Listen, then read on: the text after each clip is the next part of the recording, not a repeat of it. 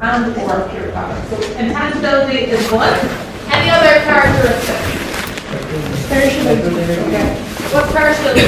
You can't say it for, you can't reuse like one thing for the other time. You know, it's perishable immediately after using. Yeah.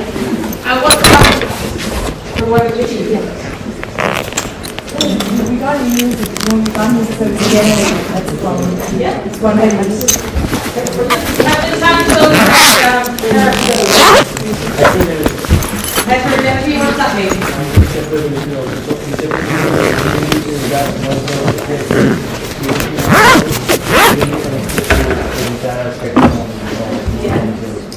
And the service experience might be different depending on who you're interacting with. Anything else? Any other characteristics? Yeah, what is that?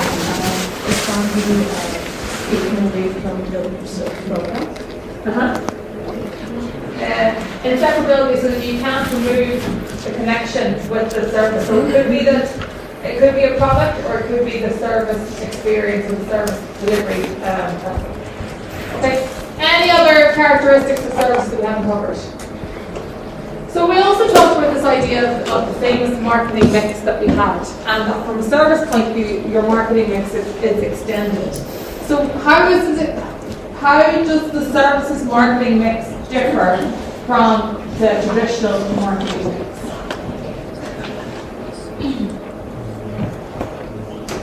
Anyone remember? People's one of them, right? Yeah, people. And why is people important in services? There's usually always a forward-facing element of service, so you can't, like with inseparability, you can't take that element away. Yeah. So we have people. Any other? Sorry. Promotion will be part of the traditional marketing mix. We're talking about the three parts of our extensions. Sorry. Physical experience. Physical. Physical Experience. Yeah. Why is that important? Because the service is all about the contact between people as opposed to the product in between of them. Yeah. And what's the final one? Process. Okay. And what's the process? What's into the process? Is how the services conducted, and it could be different from each of them. Yeah. Services could be different from Excellent. So all these elements that we're talking about now, that we talked about last week, are very much linked to this idea of the GAPS model.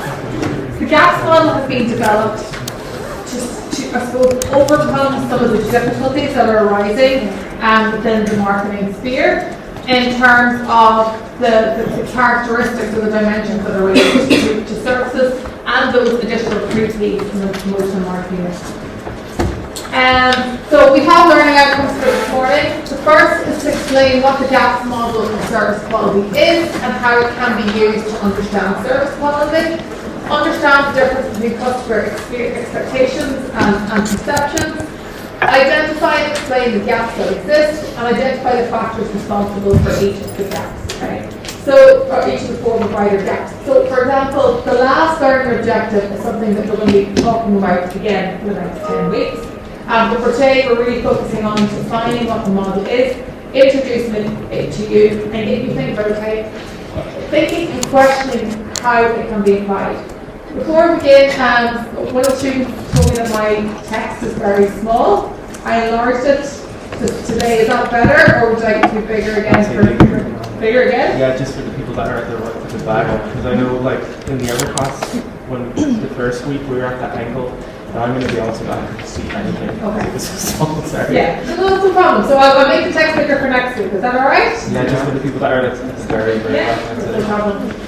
No problem at all. So I'll make the text bigger, and I know somebody else brought to my attention this was problems with Canvas. Is everyone able to access the modules on Canvas? Okay.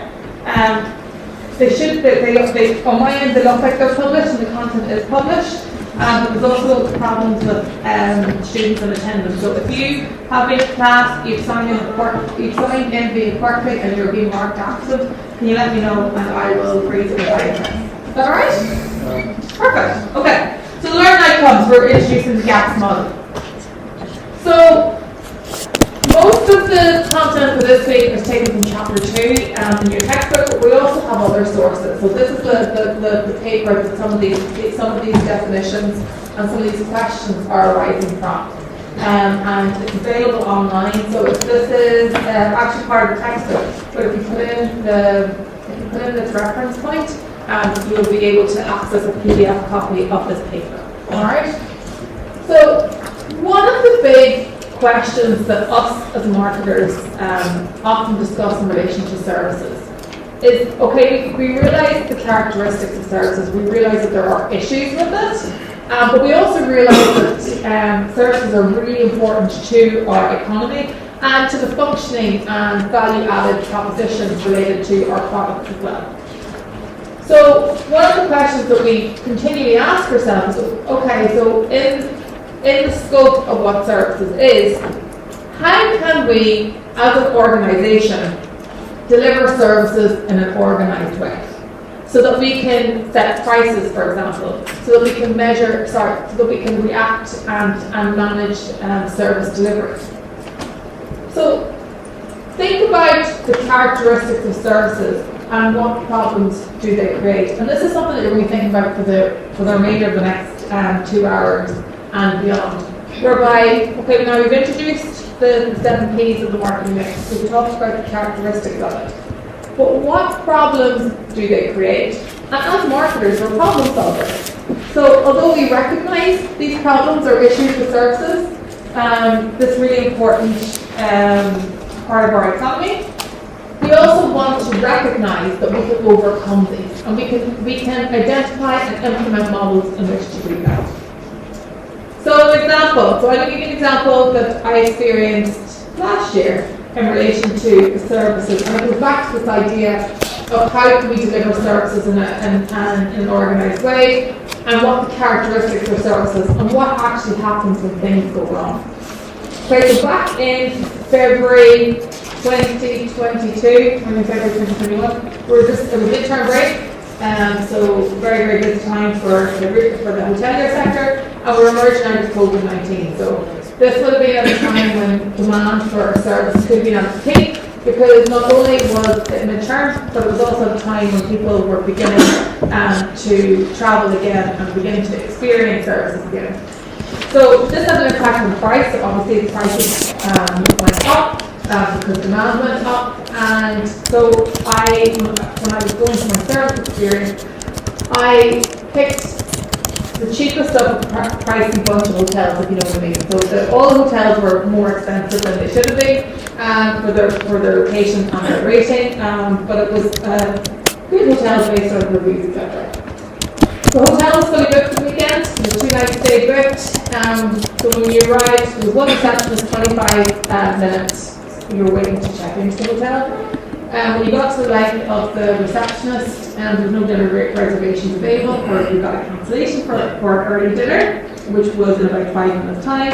We went up to the room, dropped the bags, came back down, and the reservation was gone. So there's no record of the reservation. Again, another waste associated with waiting for a table. So we were staying for 2 nights. It was 1 toilet roll in the room, for our family room. We made 4 requests throughout our stay to get extra toilet rolls, including servicing of the room. None appeared. The use of the leisure centre, so there was a swimming pool, which was one of the characteristics that we really prioritised when we were looking at our stay. And when we asked at reception, again queuing for them, there was only 1 receptionist, and to ask for towels that were available in the leisure centre. Went down to the leisure centre, was greeted with a very rude member of staff who indicated that they needed towels. We back up to the room and bring our white towels down. And then to top it all off, on the second night, the fire alarm went off at 11 o'clock. Everyone was evacuated from the hotel. Back in. And the breakfast was beautiful on a positive side. So this is all things that went wrong in the space of 2 days for service. At what point did the service encounter go wrong?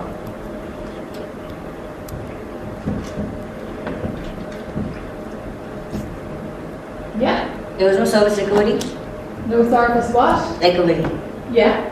Okay. Can you say that a little bit more? So I mean like the what they could have done better is that, when something can go well, they could have done something to extend the feeling of warmth in you so that you visit them back again. Yeah. So I think a service could survive one or two issues if they are rectified at the point, close to the point when they happen. But a list of issues that are wrong. Now, in fairness to the hotel at this time, it was just after emerging out of COVID, and they were very short-staffed. But again, it goes back to the question: should they have booked the full capacity of the hotel if they didn't have the service staff to maintain it? So when we're talking about a service encounter, we can see that there's lots of different touch points that together make up our assessment or our evaluation of the service experience.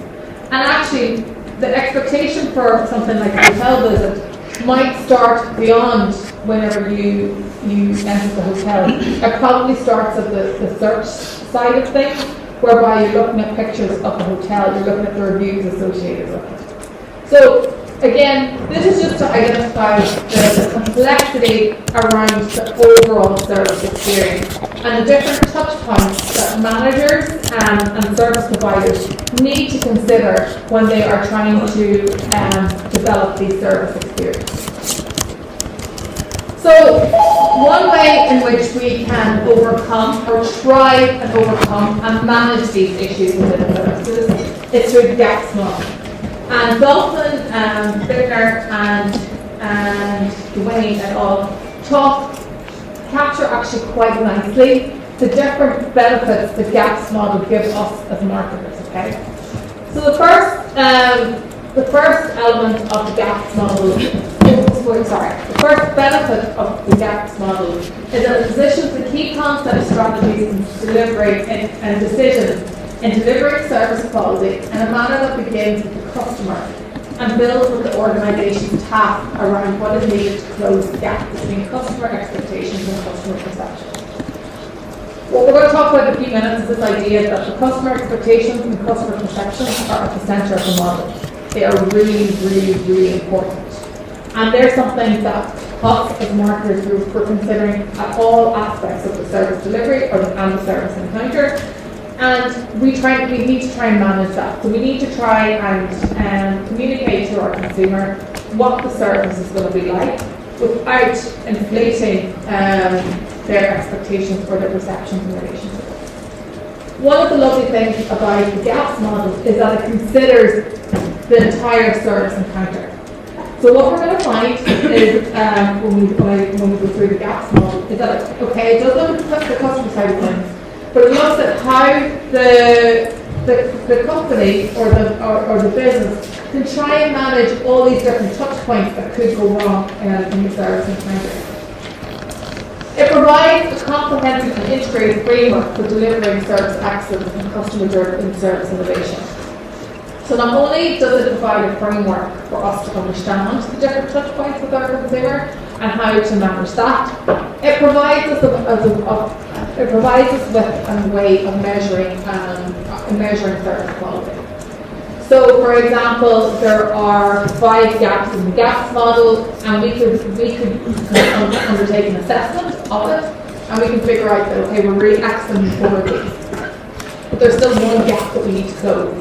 And what steps can we take to close that gap? It also allows for this notion that the customer's expectations might change over time in tandem with competition for other experiences.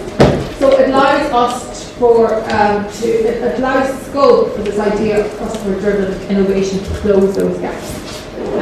Service industry is changing all the time.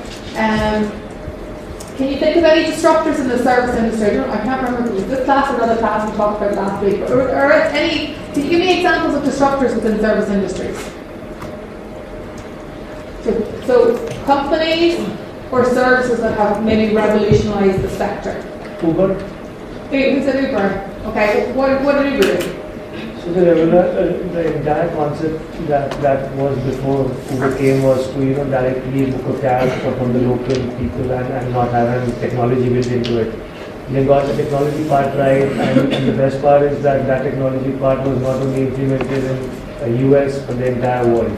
So in today's time, whenever you need to book a cab, you can just take out your phone with the ease of using the technology, book the cab at any time that you want, pay the amount at that point of time, and it's an easy ride for you.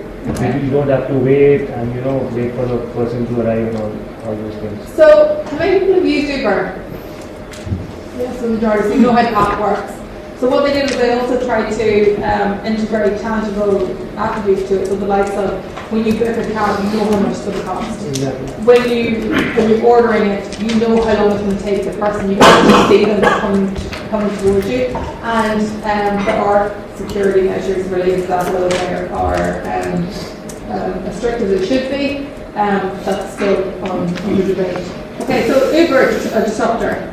As for technology, AI and VR services have really revolutionized the training. As such, like VR is even now being used in defense services, like when other soldiers were trained in field, but now the virtual reality, they are being trained in very specific environments and stuff. The other thing is artificial, augmented reality that is changing the way furniture IKEA is delivering the thing. Like you can see how it puts in your room what colors would look better, the combinations. So the returns have reduced. So I think furniture e-commerce AR is doing very well. And in the training, physical training, even as dances or boxing, the VR is doing really well. Even some of the tennis stars are now using VR to improve certain form or something. Brilliant. One more example, if anyone has one. Yourself. Yeah, I think one could be the video banking services used by many banks now across the world. Brilliant, India is quite prominent in that. So every other major bank in India and including banks in many other countries now use video banking services where you can open your bank account and there is no hassle of lot of documentation going to the bank, and from your doorstep itself you can open the bank account. Yeah. Like within 5-10 minutes. Any disadvantages of using this innovation service? Disadvantages can be weak security, but banks do assure that there are appropriate security measures as per the various guidelines set up worldwide. Brilliant. Okay. So we've seen that there's these disruptors. We've seen these disruptors in I don't know if you call it transportation services, trading, e-commerce services. And one of the nice things about the GAPS model is that it allows for this evolution and innovation. So we can apply our GAPS model at one point in time, and we can use it nearly as a benchmark, but we can also consider, okay, what are the things that are disrupting this sector, and how can we overcome them, and how can we build that into the next iteration of the GAPS model. One of the exceptional things about the GAPS model is that it captures the cross-functionality inherent in service management. This is really, really important when we're considering the idea of services and this idea of perishability and the importance of employees to this component of it. So what we mean by cross-functionality is that when we have a service such as the hospitality sector, which is made of a little different components, you have your room experience, you might have your restaurant experience, you might have your leisure complex experience. The GAPS model will actually allow us to have a holistic view of the package of the service and identify and examine and analyse what happens from a cross-functional perspective. So you can pinpoint within the model if there's a problem with one function within the service encounter, and you can work towards addressing it. The model draws heavily from logic, theories and strategies and operations, human resources marketing and increasing from information systems. So again, it links back to this idea of cross-functionality, but it also borrows from other disciplines to help improve the implementation of it. And it's anchored on the customer and integrates customer programs throughout all gaps in the model. So traditionally, But then marketing, we might be very focused on the idea of the tangibility of the product and what it looked like, what it felt like, and then aligned with the customer experience. Whereas here, the customer is central to the encounter, and therefore there's a major gap on it. So all elements of the gaps model go back to, okay, how is it going to have an impact of this idea of customer expectations versus customer perceptions. So a first primary goal should be to meet or exceed customer expectations, and strategies used to achieve that objective, whether operations, human resources, or technology based, are all focused on the customer. So every gap and every strategy used to close the gaps in the gap model pertains to the customer as its core. So this is really important. So whenever we're applying the gaps model and we're trying to think about, okay, what are the implications of this action, we need to think about, okay, how is it going to have an impact directly or indirectly on this idea of the customer. Does that make sense? Okay, so customer central, and we'll see that when we look at the model. So there are dimensions of service quality, and again we're going to interrogate this a little bit more over the next 10 weeks, but just from an introductory capacity. We have 5 characteristics that are linked to service quality specifically. So the first is assurance. So this is knowledge and courtesy of employees and their ability to inspire confidence and trust. Again, this is really hard to do consistently across services.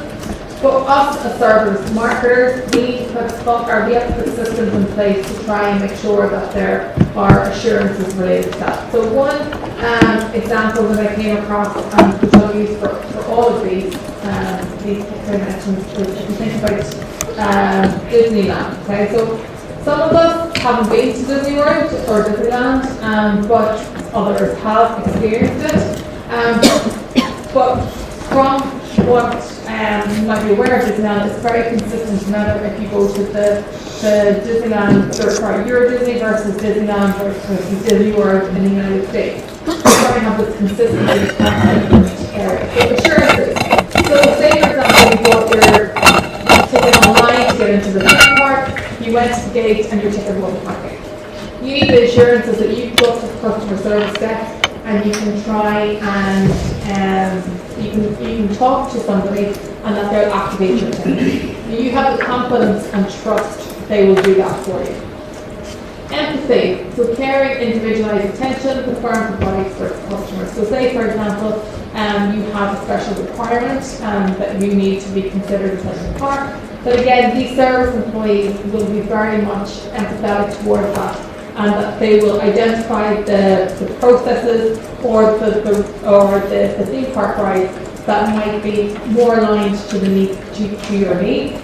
And that could be either through a face-to-face encounter with a service employee or through the maps that are available or the apps that are available in the park. Reliability, so the ability to perform the promised service, dependability and accuracy. So again, we're thinking about this idea that if we are to encounter the service more than once, is it going to be the exact same, or what elements of it are you trying to make consistent so that we can show that the service is reliable? So again, you're related to things like an app on your phone, maybe related to the theme park, that might show you the theme park ride time. So say for example, you went up to one of the theme park rides and it said that it was going to be a 20-minute late, you queued and it's going to be an hour and a half. That again erodes trust with the service provider. Responsiveness, so willingness to help customers and provide prompt service. Again, it goes back to whatever customer services you implement. So again, if you are engaging with the customer service representative in Disneyland, how do you rate their responsiveness? And again, is it kind of reliable over time? If you went to a different service person, would they give you the same advice? And the tangible. So again, the things like their appearance of physical facilities, the equipment, the personnel communication to how are they linked to your idea or your perception of what the service encounter is like?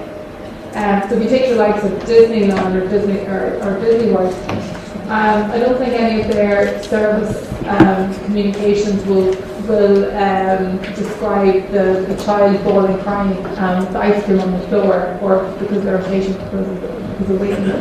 They'll really focus on the parts that they can control in terms of queue times, in terms of the overall service experience.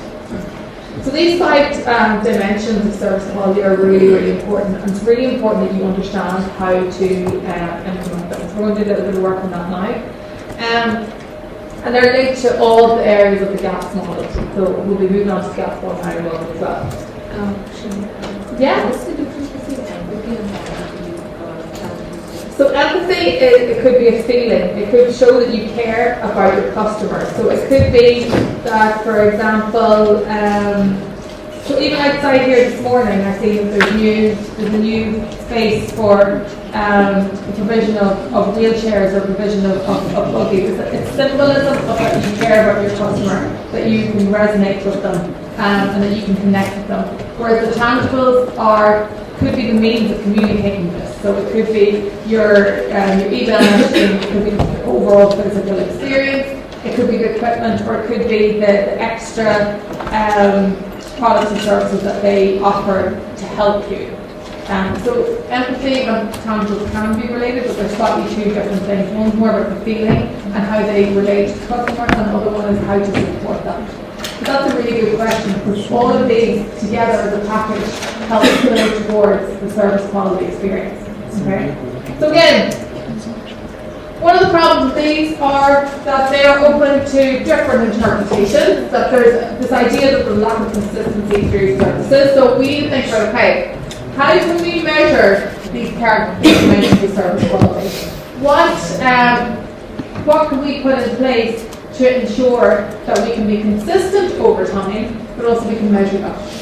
So we will be talking again over the next number of weeks about this SERVQUAL survey. Has anyone here heard of the SERVQUAL survey before? Okay. So it's a validated survey that covers 21 items. And again, we'll be talking about this in research methods as well, so we'll be going back to this. So SERVQUAL is a survey of 21 items that measures the customer experience, or the quality of the customer experience across these different dimensions. So there's a validated tool that you can use, so the core questions remain the same, but you can change certain parts depending on the service. And I'll put up a copy of the SERVQUAL measure on Canvas. So let's apply. So 8 groups, whoever you're sitting beside, choose a service brand or service organisation. In groups of 3, discuss how it applies to the dimensions of service quality, and do they have any shortfalls. So have a look and think about, have a look and see, okay, are they very good at all 5 of these service dimensions, or do they need to work on elements better? So I'm going to put the service dimensions now again to show you. But are you clear what you have to do? To use the service dimensions, let's keep beside it. We're going to discuss them now in a moment. Okay, so we'll give you about 10 minutes to go through this. And if you have a spokesperson for the group, I would very much appreciate it. So these are the dimensions. Pick a branch, pick an service organisation. Tell me how they apply it well or not as well as they could. Okay? Hi. 3 years and your team.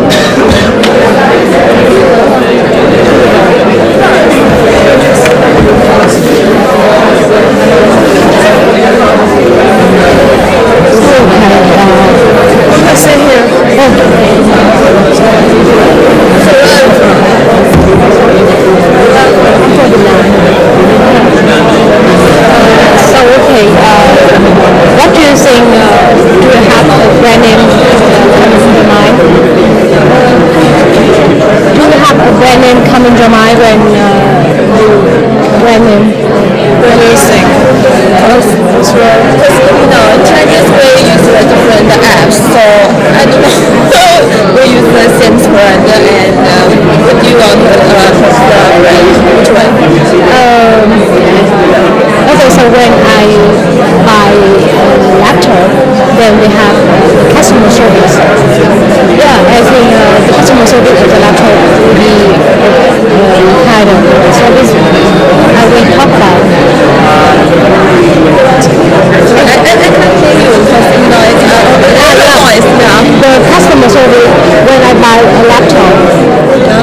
example.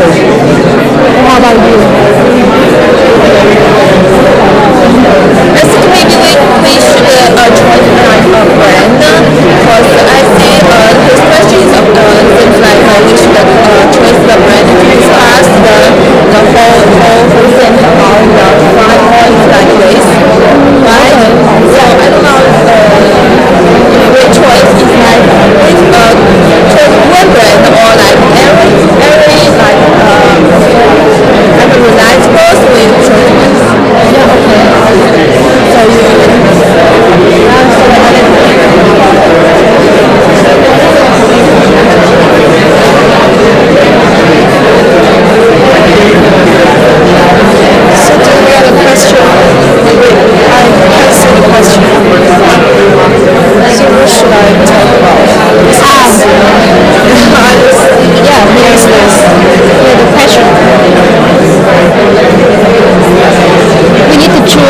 service brand and describe how the management service quality and the service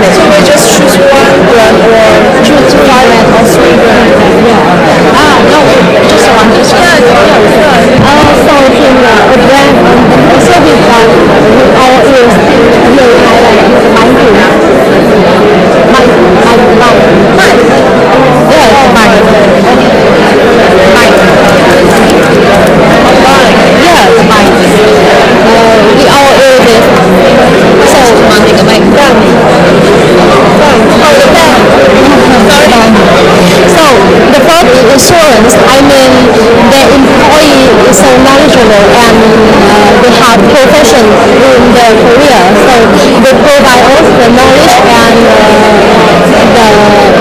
the educator to use the banking service, so it's the insurance.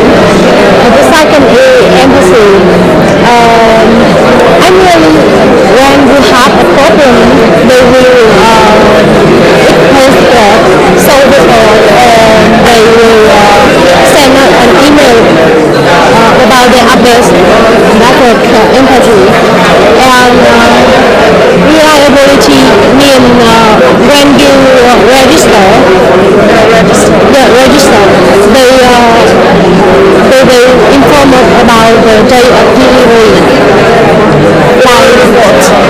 Like the first car info or the housing shop.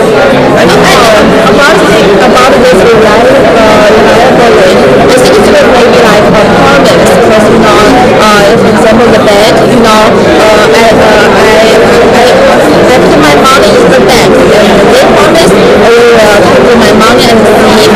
So I think that might be like reliable. Yeah, that's right.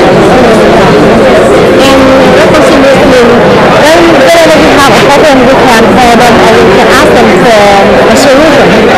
Yeah, and that's representative. And tangible means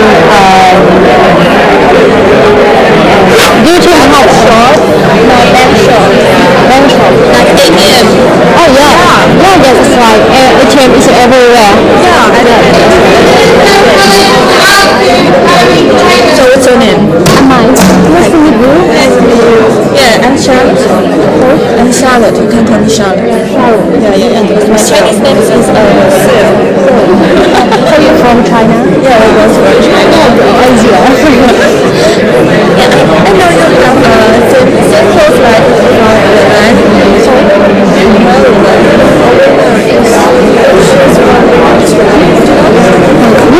No, not China. Yeah, I know two women from Vietnam. But not them. No, that just... Yeah, I know. So, what's your name?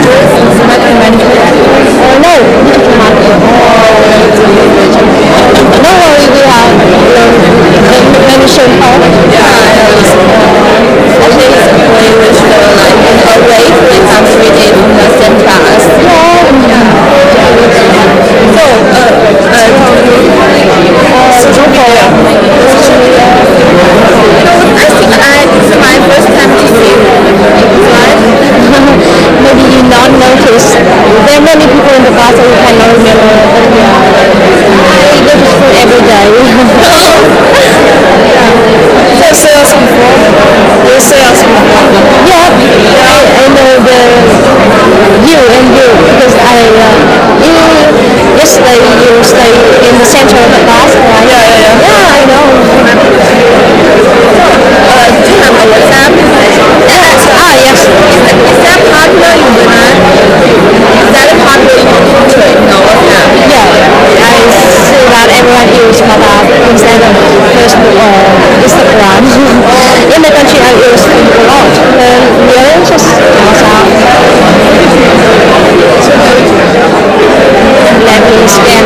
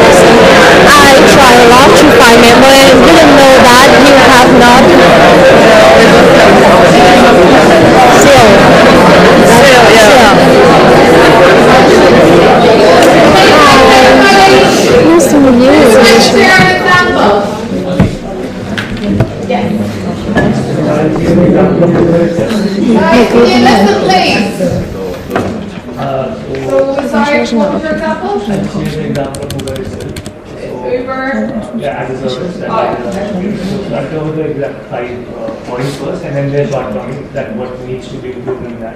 Okay. So first is the assurance factor. I believe that they do give some sort of assurance, but at the same time, people who are working for Uber, they just show the top ratings of all the drivers. They never give you the negative feedback that people have shown. So that needs to be a transparent thing that they should provide, because once you book, you're just seeing the positive side of the whole spectrum, and you're not able to see the negative side. So that's something which I believe should be there. Then the part of empathy, I believe that they don't have a security mandate. If a person is feeling insecure in a cab or something like that, they don't have a team which will take care of that, and there is no direct customer service. You need to log into app, you need to go through a certain thing, and that takes quite some time. So that is there. And the reliability factor is spot on at times, because I believe that if the weather is fine, if the traffic is fine, then the cab will arrive at time. But sometimes it does have the tendency of getting late. How does it try and manage that though? That's where they have put 2 rules. If the passenger is late, they will charge a fees for the entire thing. And if the cab driver is late, then you have the ability to cancel the cab. That's I think within some sort of radius that they have. I think responsiveness is pretty good. I haven't felt any negative feedback regarding that. Apart from their customer service. Yeah, exactly. And tangibility is there.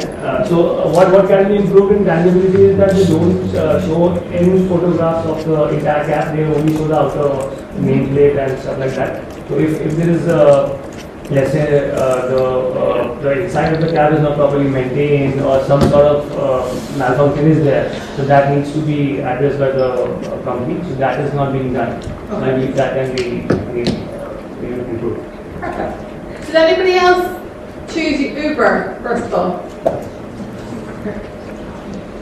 No. Okay, did anyone else that have used Uber before agree or disagree with some of the applications of these 5 criteria? Agree or disagree? Yeah.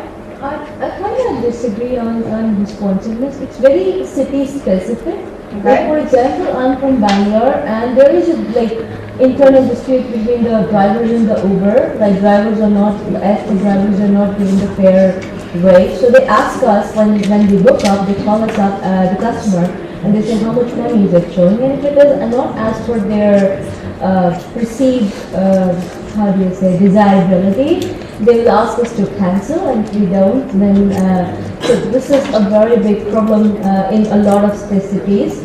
Also, if you take over in, let's say, some I forgot, but not a little bit of far-east country, they try to pick up just passengers only for the airport, because then that's the longer routes.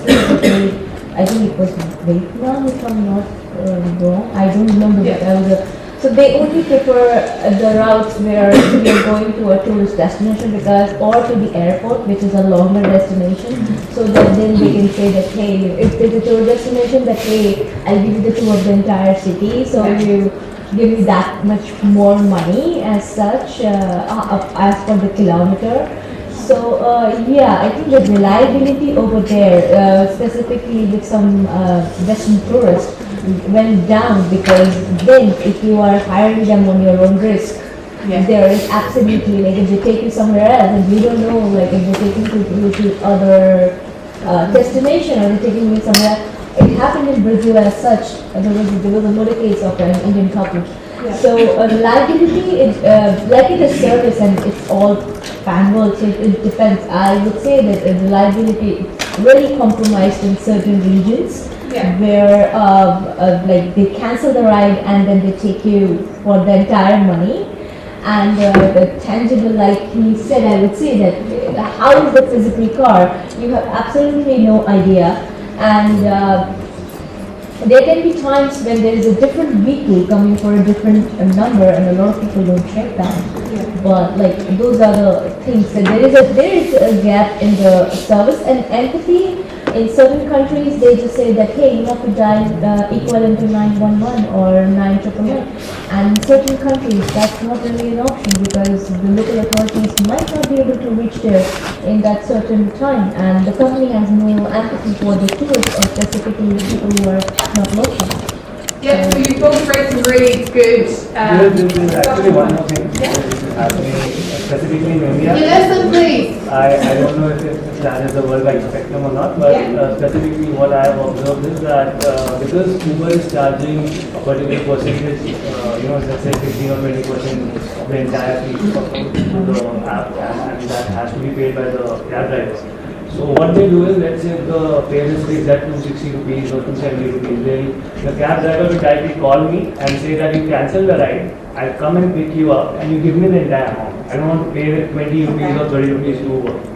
So that how does that impact on your service experience? That is not impacting my service experience, but at the same time, sometimes what happens is that they want cash, and I don't have cash, and I only pay through UPI or whatever I have. So that becomes a problem for me at times. And because I'm waiting for the cab for the past 10 minutes, and the cab driver is calling me towards the end of the 10 minutes, my 8 minutes is wasted. So that is again a bit of a... I would like to add, like, I think it's gender specific, again, for the service. If, guys, can you listen, please? If my rides are not like recorded or registered, and if someone is asking me, hey, cancel it and give the entire cash to me, I think the reliability goes, for me as a woman, goes down immediately. So that factor of cancelling and giving the entire cash seriously impacts the person's reliability.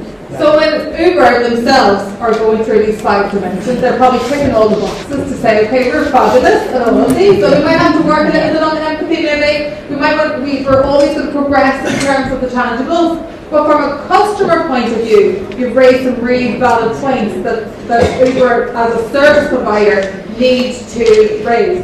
And actually, the top management in Uber who are looking at their service models might have a bit of disconnect between their business model and how they want to implement it on an international scale. So you raised two really good points there. This idea of international brands, and the idea of trying to have consistency across different markets, and then having consistency within markets as well. So these are really, really important, that whenever you are trying to apply the dimensions of service quality, you actually take it into consideration the perspective of the customer as well.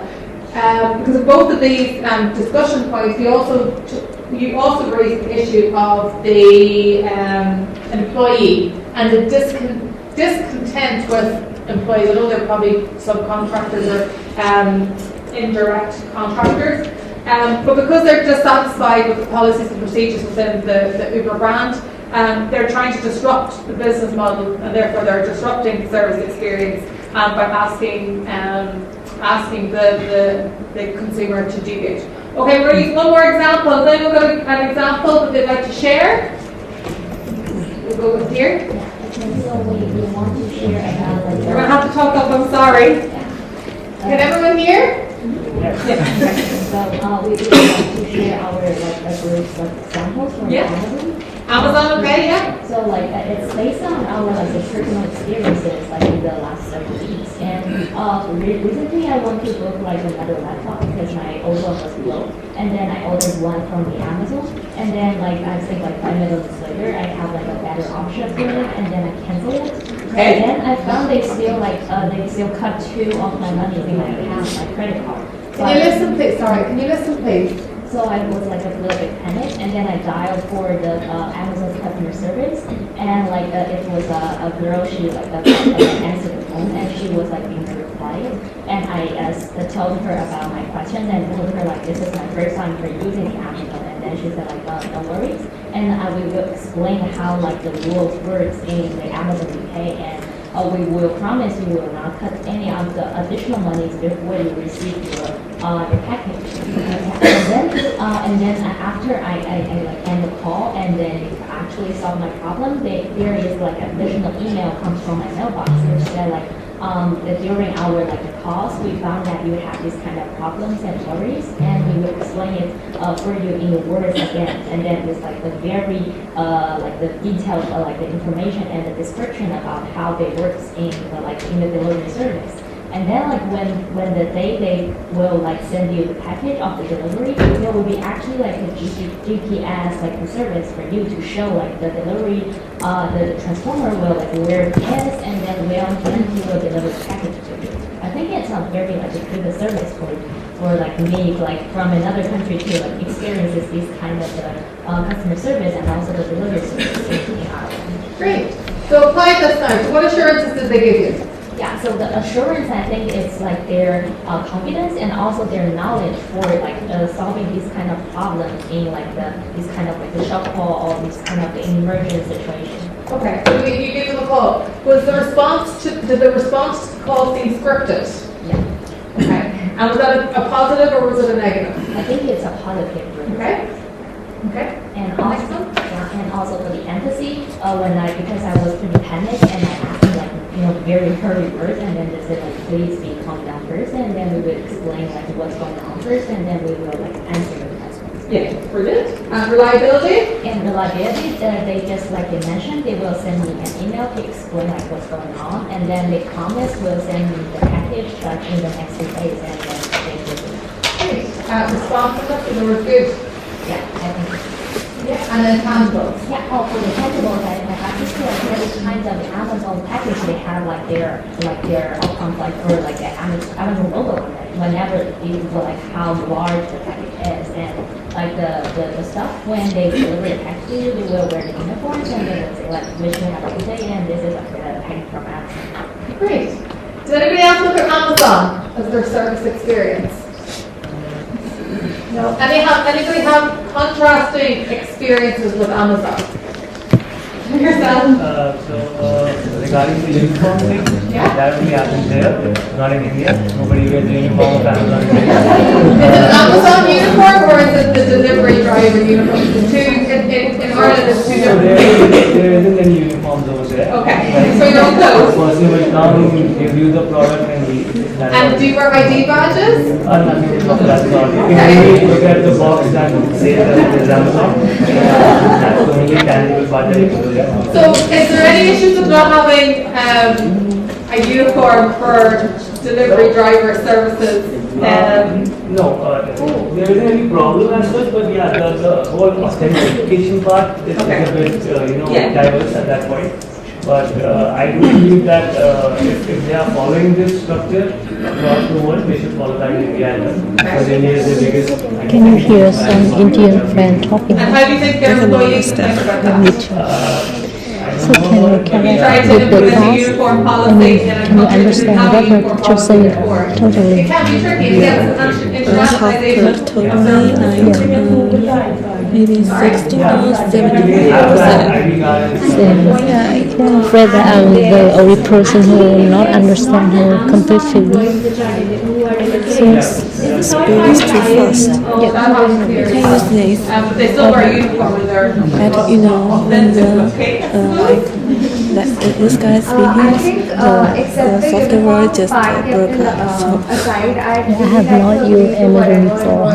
Experience was as she described it. I genuinely feel that Amazon does a commendable job in keeping consistency in their customer service because back home even I faced a similar issue where I had ordered an electronic item but that was defective, so I called the customer care. Now the policy is that you're supposed to check when the item gets delivered then and there, and if it's okay then you keep it, otherwise you send it back.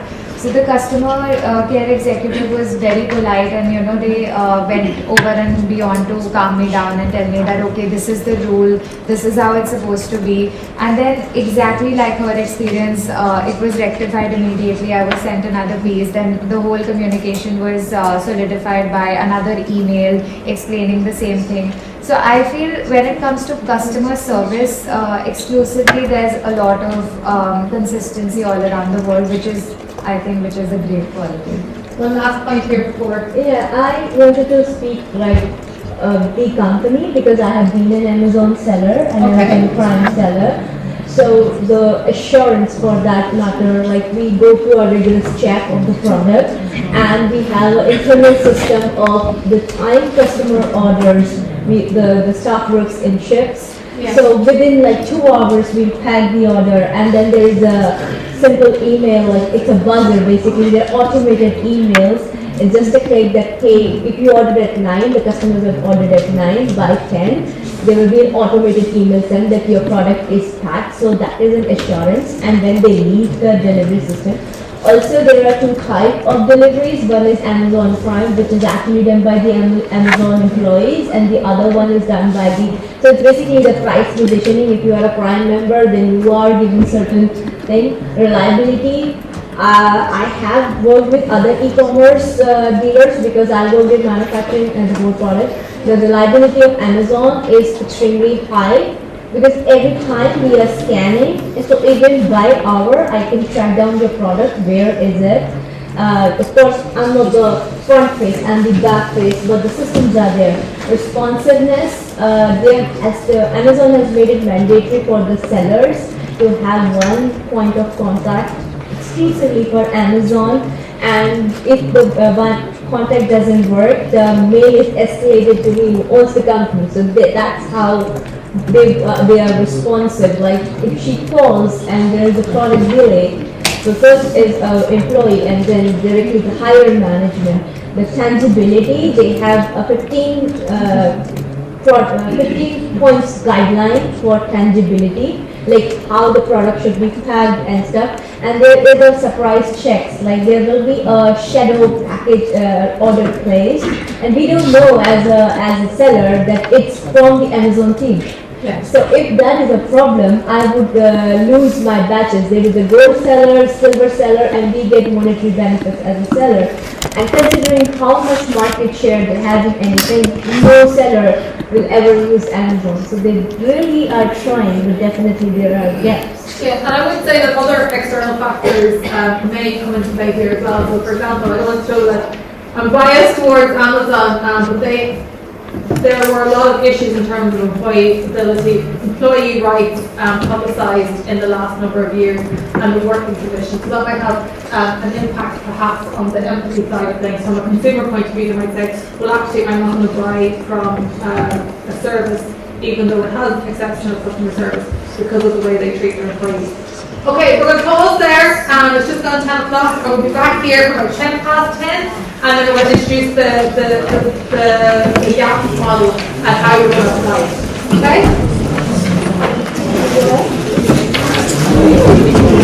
Okay?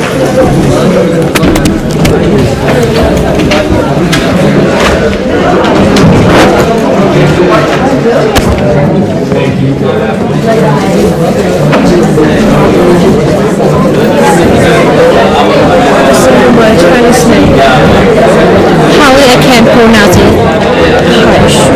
Hanshu. Yeah. That's right? Hanshu. That's right. Oh. You're the first foreign person pronounced right. I'm sorry? You're the first person pronounced right.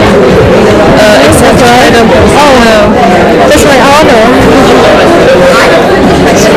Maybe I have a talent for learning Chinese. Yeah. Oh, I will try.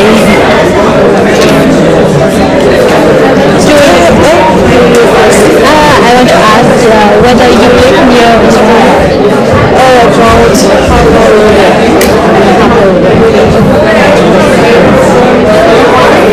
do you have any friends just recommend us? Friends recommend us to be a boy. So we just I'm not sure. Like one person. If I know, I will introduce you.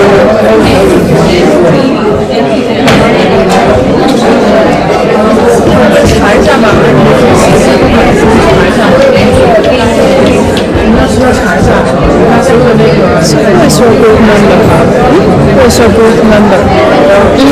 Me and one other Vietnamese girl, and she, the girl with short hair and thin. No. The girl beside her. Let's see, go out. Just the short hair. No, the girl sitting beside her, but yeah, but she, that's me. Another Vietnamese girl and one China girl, I guess. I'm not sure is she Chinese or Taiwan. It's your group member. The short hair. No, it's from Taiwan. No. The Taiwan girl and the left, the Vietnamese girl, and the right of that girl is also our group member, but she is not here. I think she has just gone out of the class.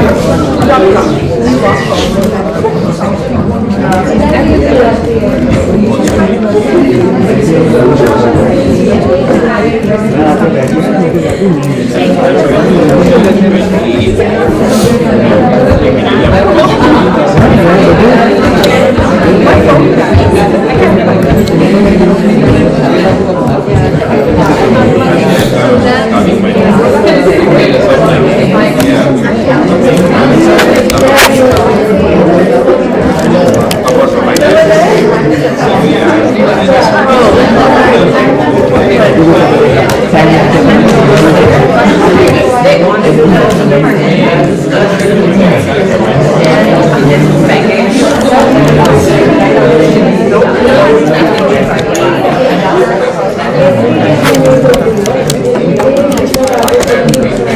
we're in group now.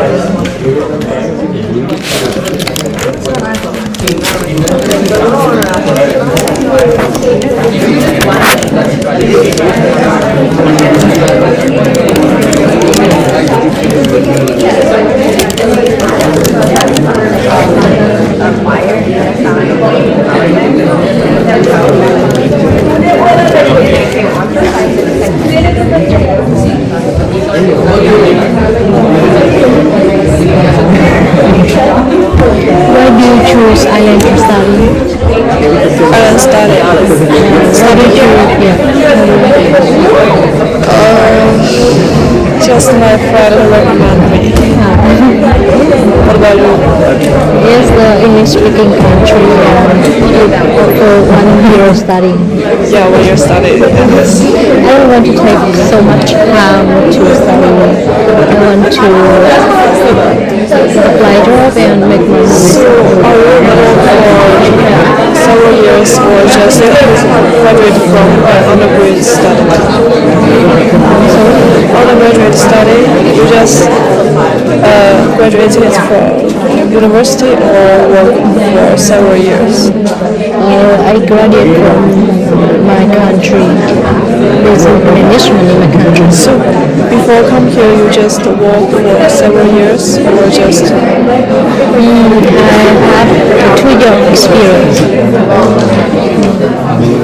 Not too long. I don't have work experience. So you just study from the bachelor. Yeah, that's true. I think that's a great way.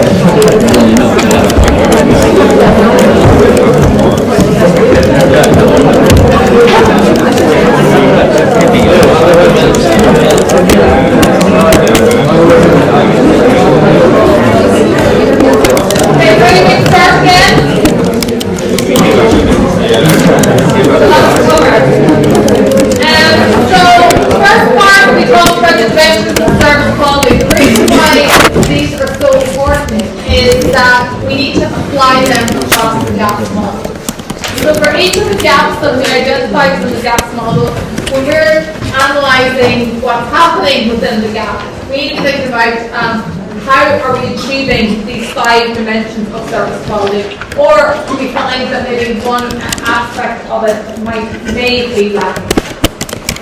So this is a gaps model. As you can see, it's an integrated, interconnected system of gaps that are faced with our service industry.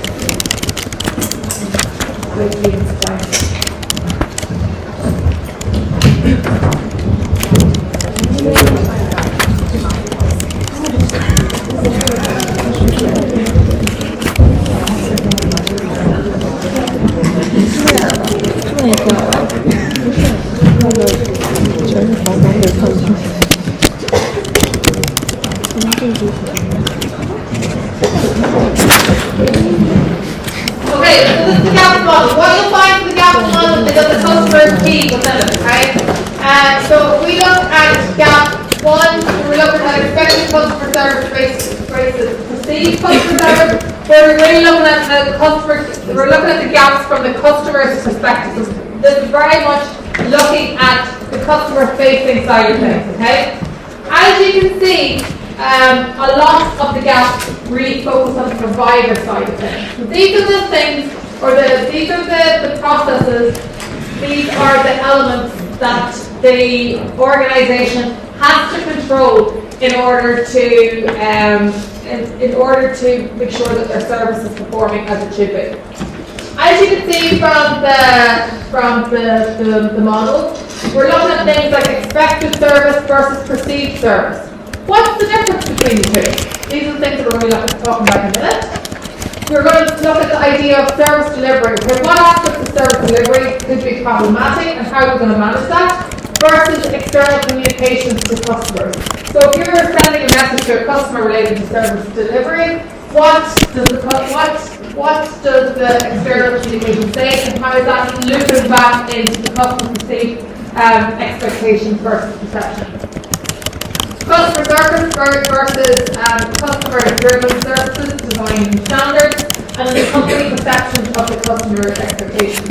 So as you can see here, we have different understanding of expectations. We have the expected service from the mind of the consumer versus the perceived service from the mind of the consumer. And right at the bottom of the model here, we have the perception of the customer expectations. This model is really, really important. It is the foundation for everything that we're going to learn in this course over the next 10 weeks. And you're going to be applying this as part of your assignment, okay?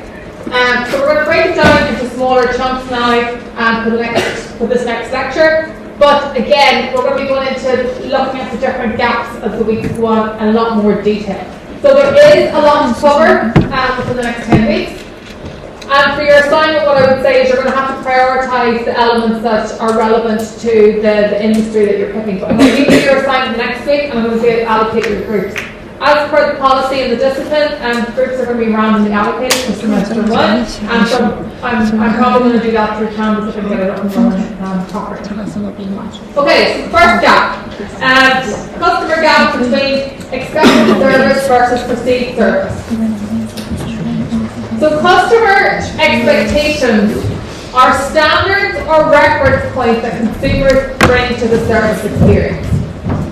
What kind of things will influence a customer's expectations?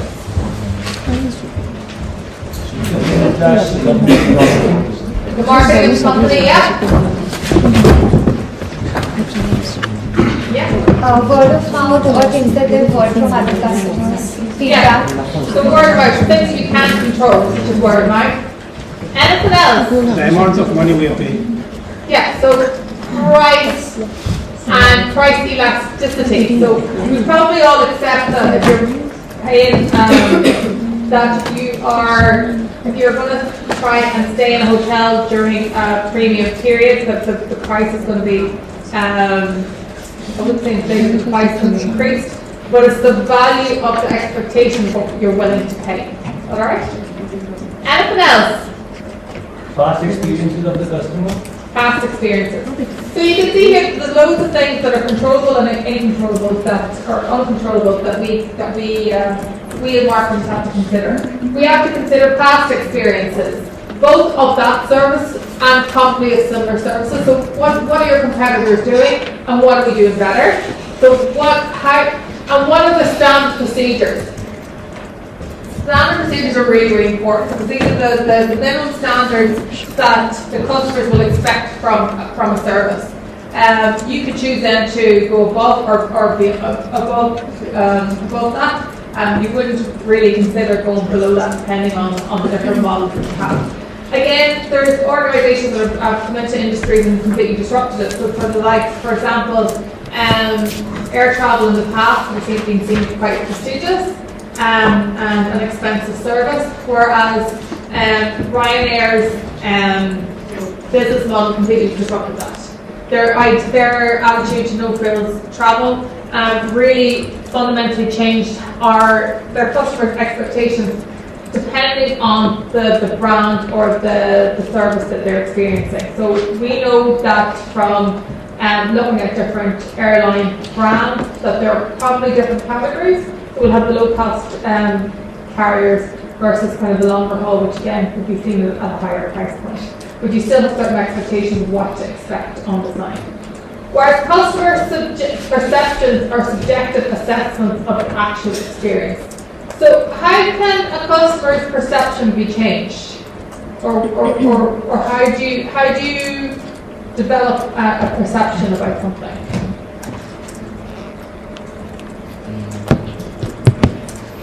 We use Sorry?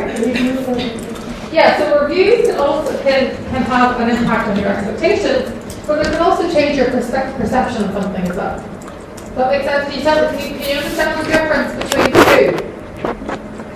Perception is kind of more psychological and they're more subjective. So there are things that could... campaigns. Sorry? Social media campaigns, stuff like that, which you are visually seeing from time to time. Yeah. To the other aspect that we were targeting at first, but then we came to the entire campaign, now we're perceiving the entire differently. Yeah. From that viewpoint. So things like branding can have an impact, marketing communications have an impact. So similar marketing strategies can have an impact on customer perception, but they're just more subjective. For expectations, we can try and manage expectations by having things like consistent websites, having consistent policies in place, those kind of things. Does that make sense?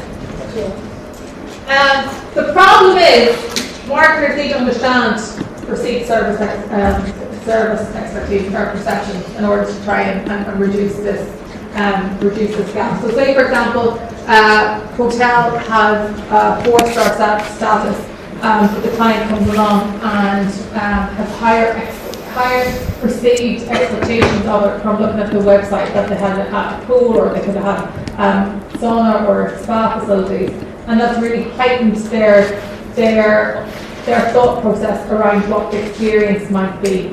Whereas if you are looking into something like a travel lodge, again, your perception of what that experience is going to look like is going to be two different things. Okay.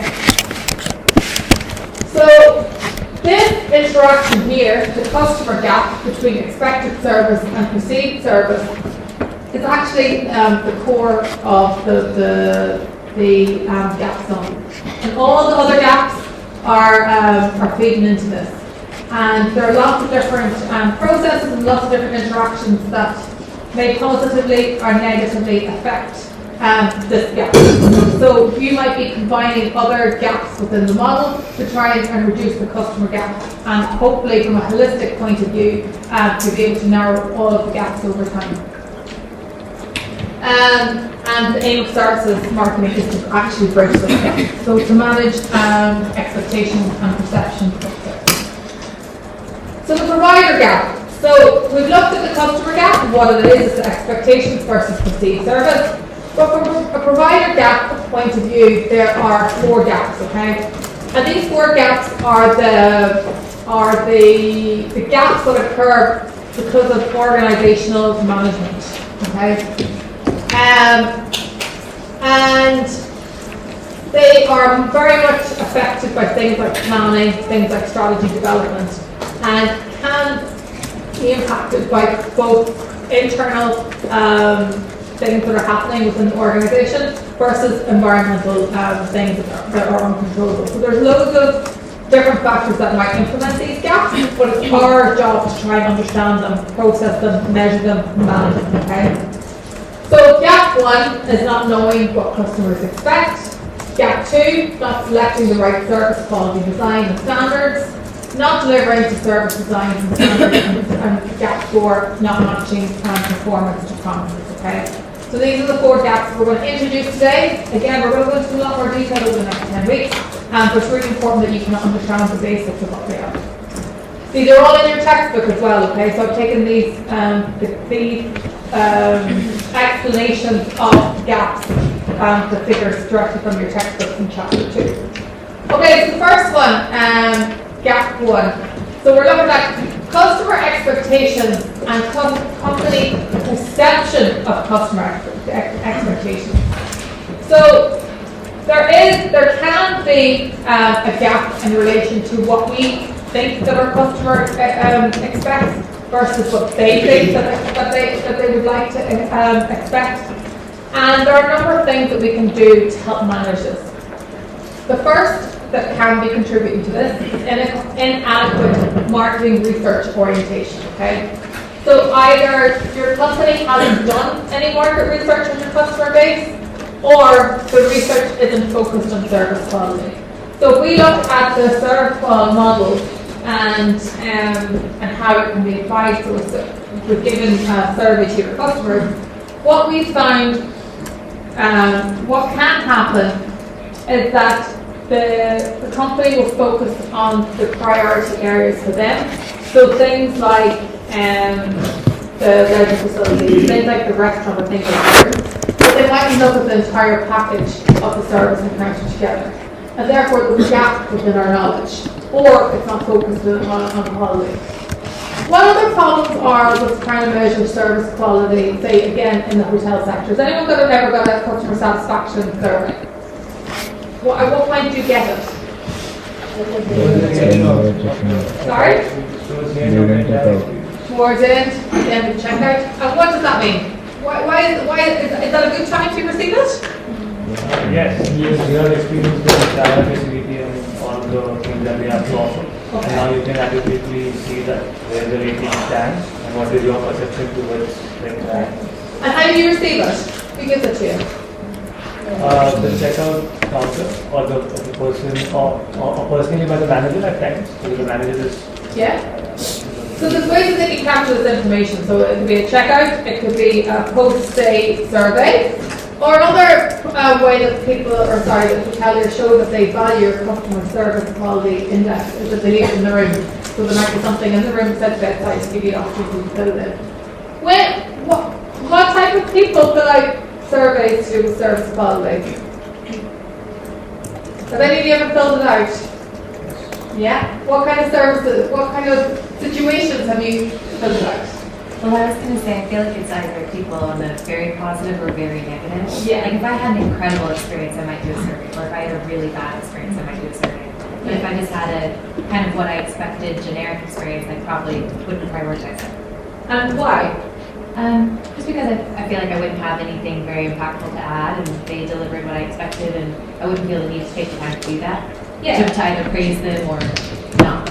Yeah, so some organisations may say, okay, we do this survey, it's in the either in the bedroom, it's either the reception desk, it's either email to you afterwards. So that's the market research side of the box table. There are other things that help with the market research orientation, things like segmentation. Okay, so what type of customer are we targeting our business at? So again, if we use the hotel sector, it can be any sector, but just using it for an example, there are many different segments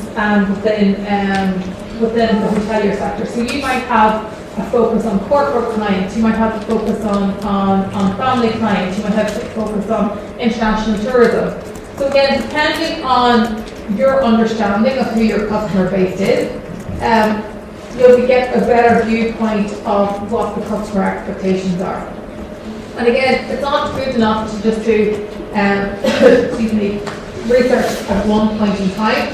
It's something that should be continuously undertaken. Maybe not every week. It might be a strategic point throughout the life cycle of your strategy.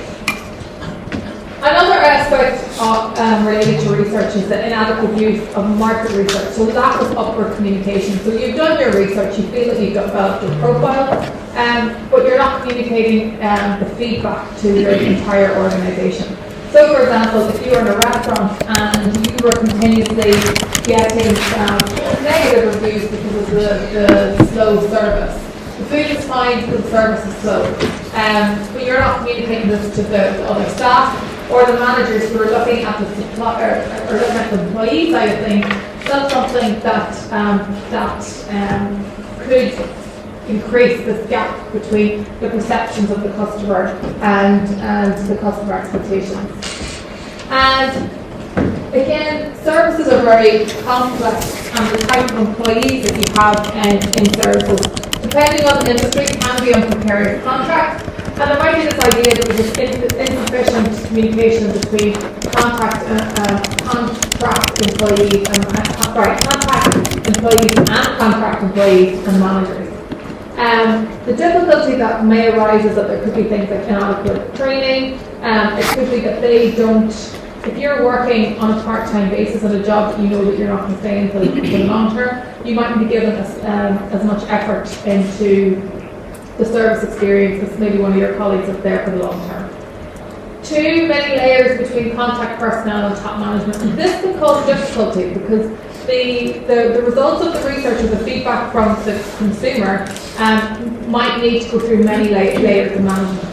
And it goes back to the example that we talked about beforehand, maybe Uber. So Uber probably have their global strategy on how they're going to expand and what the brand is like, what consistent elements that they're going to integrate throughout the different countries that they're entering or the different markets that they're entering.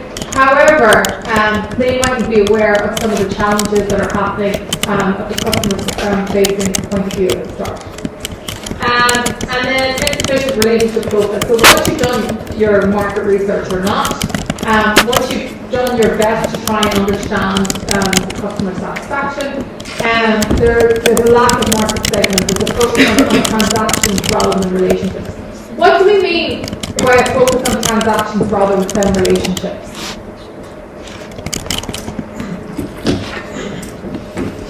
We're moving towards this idea of relationship marketing, whereby we're not looking for once-off transactions, but we're trying to nurture relationships with our customers. So this is where things like loyalty programs will kick in for some services, whereby first of all it's cheaper for you to maintain maintain old customers as opposed to new customers, but it also helps manage this expectation, because if you've experienced the service once, you know what to expect, and you can use that as your benchmark. Okay. And then focus on new customers rather than relationship customers. And I think a lot of telecommunication firms have big issues with this in the past, whereby you've seen that there was really lucrative or really valuable packages targeted at new customers, but they didn't do anything to try and keep their old customers and increase the switching costs. So again, there's lots of elements within this, and we'll be looking at it in more detail, but that's an introduction to the first gap. Any questions on the first one? Okay. In relation to marketing itself, there's a lack of accurate understanding of exactly what those expectations are. So again, we can do a lot of research, so we could be an organisation that's very research-led, and we can focus on service quality. So the market is dynamic, and external factors can have an impact on customer expectations. So again, it's important for us to continuously look at the research that we've undertaken, look at the forward-thinking trends as well, and try and manage that. And if you're a company that's new, and you're using a new technology, for example, it might be that you're a disruptor in that industry, and you might need to think about, okay, how can you manage expectations from the get-go? AIB is a nice example, unfortunately, of this gap between customer expectations and company perceptions of customer expectations. Is everyone familiar with AIB? Yes. So AIB is one of the central banks here in Ireland. It was a bank that was bought out by the government at the time of the financial crash. So it would have received a lot of funding to keep it afloat. So last year, I think it was maybe the year before, 2001 perhaps, the AIB announced a decision that they were going to close, that they were going to transition 70 banks to cashless banks. So essentially what they were doing was that they were reducing the services that they were going to offer within their branches. There was fears that this was going to lead to closure. It was fears that we were going to end up pushing or moving towards a cashless society. There was a lot of unease in terms of what this would do for older generations that were very used to going into banks. So after a lot of uproar, the AIB had to reverse their decision to change from cashless to, again, going back to the old business model. But if you look at some of the characteristics here of what might have gone wrong with an AIB, there could have been a lack of marketing research orientation, or they could have been asking the wrong questions. So this is at a time when people were trying to use more online banks such as Revolut. So they could see, so the bank can see a shift towards more cashless transactions, and they can probably see that through their analysis as well. but they didn't test the waters, or they didn't understand the expectations of the customer and how valuable it was for the customer to be able to walk into a bank, talk to a person, lodge their money, and the tangible aspect of it. So again, there was this disconnection between customers' expectations and bank perceptions, and questioning over how our decision makers are making decisions. So are they using their bottom line as the end goal for an efficiency in making their decisions, or are they taking their consumer into consideration as well? One of the problems with AIB when they were looking to turn cashless, that they were going to still charge people the same for the services. So they were reducing the services, but they weren't reducing the costs associated, which is very problematic. And again, this increases the cost. This increases the gap between the customer expectations and the customer perceived perceptions of customer expectations. This again is very problematic. So if you go back to the dimensions of service quality, what it did was it eroded trust within the banking systems. But there was already low level of trust within the banking system because of all the things that have gone wrong over the last number of years. But this is another symbol of the lack of thought related to the customer.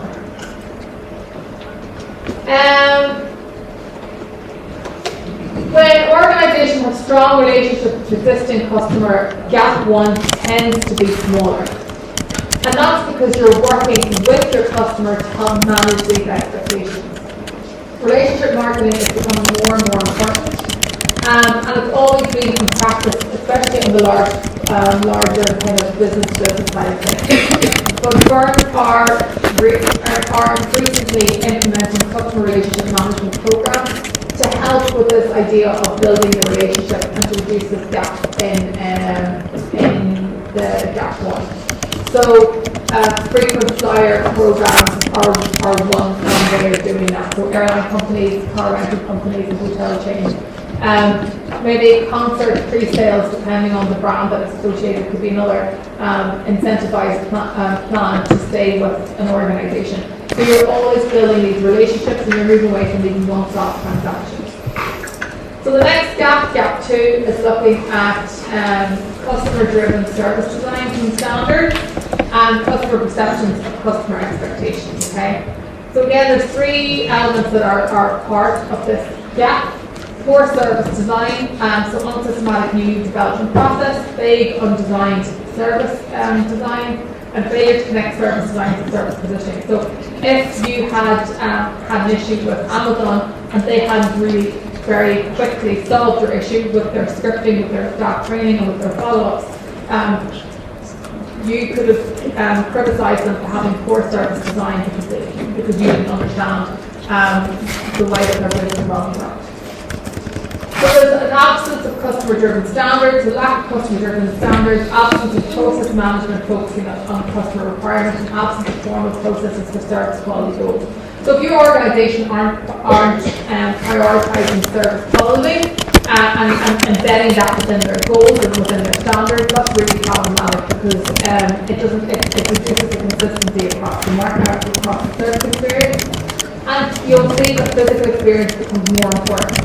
So again, if you think back to the characteristics of services marketing, things like perishability, intangibility, we rely on what the physical encounter looks like to help us manage their expectations.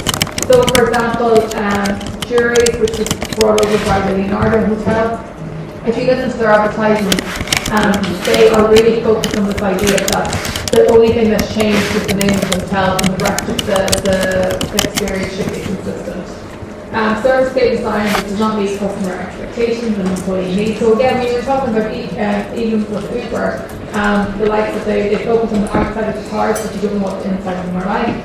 And inadequate maintenance and updating of the service-based and self-service equipment. So if you have implemented a new process within your organisation, but you haven't maintained it, and the employee can see that, that really reduces your experience of the entire service. So a recurrent theme for service companies is difficult experience in translating customer expectations into service quality specifications that employees can understand and execute. So training really helps in this regard, the likes of scripting, the likes of having consistency across the services. So if you go to a franchise like McDonald's, you know exactly what to expect because everything looks the same, and their packaging is the same, and their uniforms are the same. Their menus might differ slightly depending on what market you're in, but there still is consistency in terms of how their menu is named or is represented. And what do we do if expectations are unmanageable? So how is it possible to manage all customer expectations?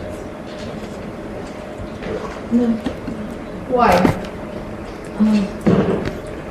Because in reality, when you have a survey and you have the expectations, in my experience, certain expectations are very unreasonable, and at the price, there is a price that the customer is willing to pay. Yeah. It's not profitable to deliver the kind of service they want in that particular budget.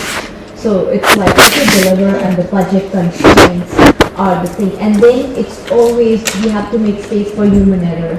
Yeah. There'll always be like 5%. Even if you train your staff to be best, there will be like shortcomings. In 100, at least at 5.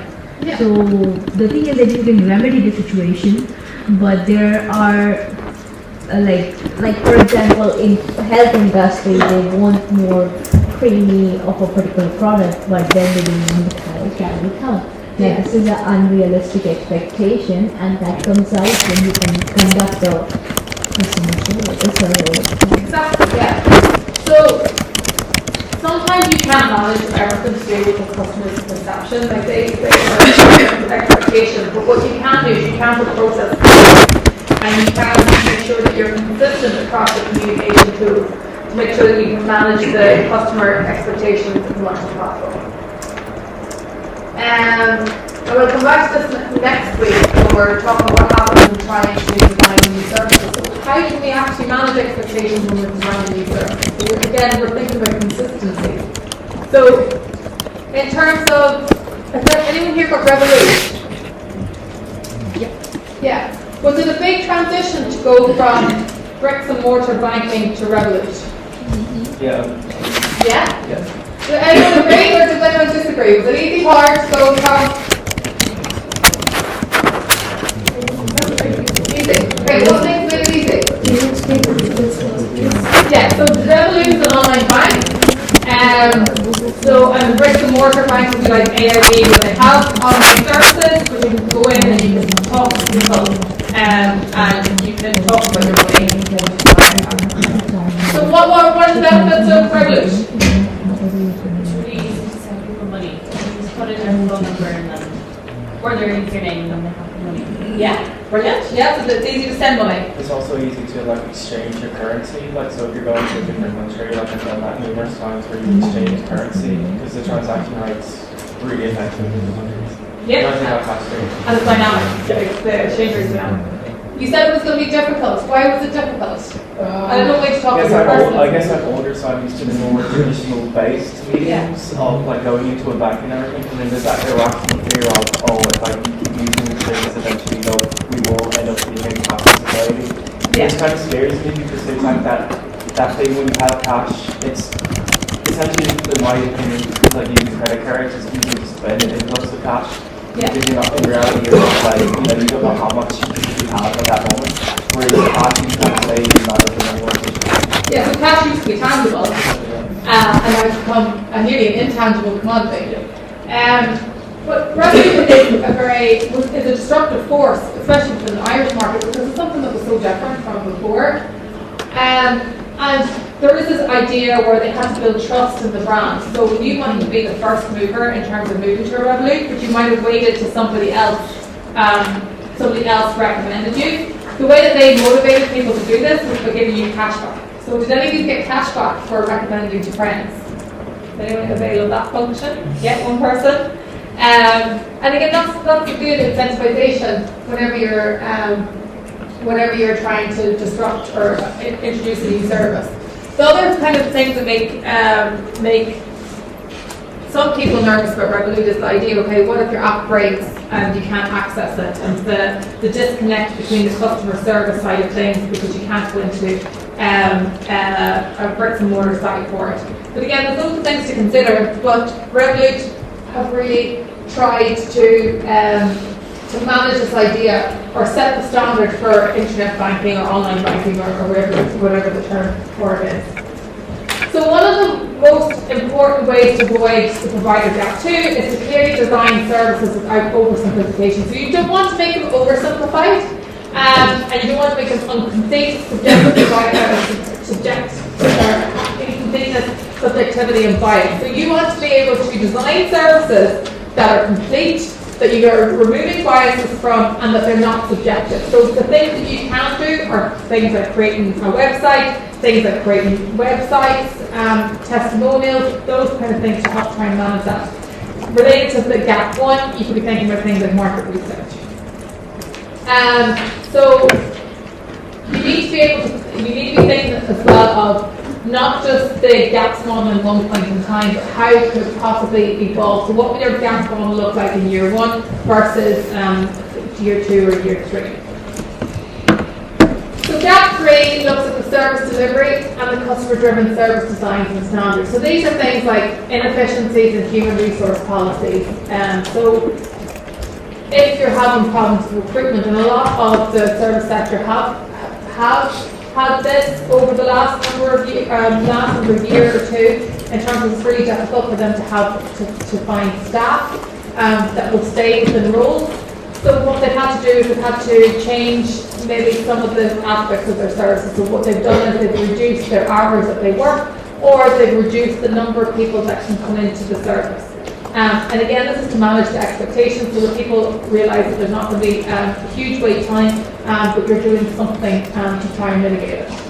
Lower employee technology, then like inappropriate evaluation and compensation systems, and the lack of empowerment and teamwork. So you really want your employees to really value their role in the service experience and become familiar with that. When customers do not feel roles, so they lack knowledge, they lack the roles and responsibilities, and they have negative impact on each other. So if you have a customer that comes in that's in a really, really bad mood, and their negativity has an impact on everyone else's experience. So for example, they're just not enjoying the experience and they start criticising every little detail. How do we manage that, especially if it's going to filter through to other people that are having the experience? Problems with intermediaries. So if you, for example, go into a franchise, they will have to have certain standards and procedures in place, again, for the consistency. I think, for example, Subway is a franchise, and SuperValu would be franchises, so they're owned by kind of local business people, and then they use the SuperValu franchise. So there are consistencies across those stores in terms of the branding, in terms of promotion, but they are managed in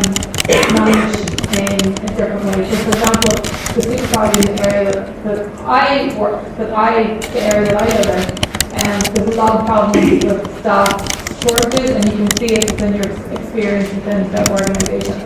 Again, you'll see it in terms of the evolution of technology, where kind of supermarkets were trying to implement contactless tills or tills without people on them, and the difficulties that arose with that. Again, other things that are really important to think about is service, or to match supply and demand.